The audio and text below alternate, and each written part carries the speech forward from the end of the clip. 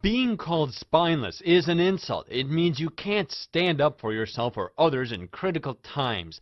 Basically, if you're spineless, you're a wimp. That may sound kind of degrading. However, if you truly didn't have a spine, you'd actually avoid a serious and degrading condition that may affect anyone who actually does have a spine.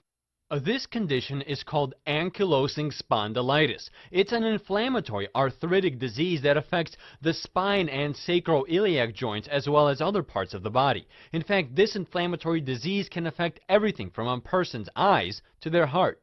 There may be a hereditary predisposition to this condition, and men, especially adolescents and young adults, seem to be more likely to have this disease.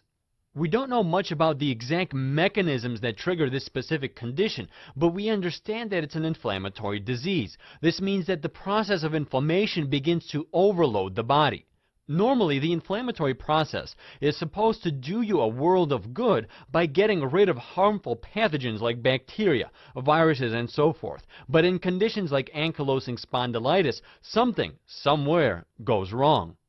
Instead of fighting off infection, the inflammatory process for some reason just attacks your own body instead. It's basically like your immune system is the ancient Roman Praetorian Guard. They were supposed to protect the emperor at all costs, but sometimes these imperial bodyguards actually attacked and killed their own leader for any number of reasons. The same insidious deceit occurs within your own body when your inflammatory system tries to harm you instead of saving you.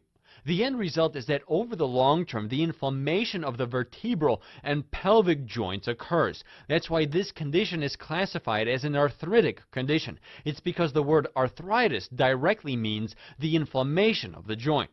While it can affect the entire body, this inflammation seems to be targeted or incites the most memorable effects in the spine, where prolonged inflammation causes your body to actually try and repair itself. Since the joints are so badly damaged in this condition, and it's very painful and even more damaging for the affected joints to move against one another, your body actually tries to stop this painful movement by forming bony bridges between joints.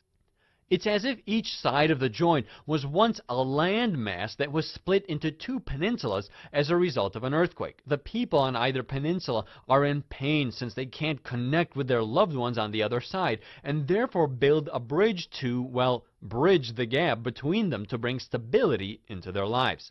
These bony bridges permanently stiffen up the spine in a crooked position. The permanent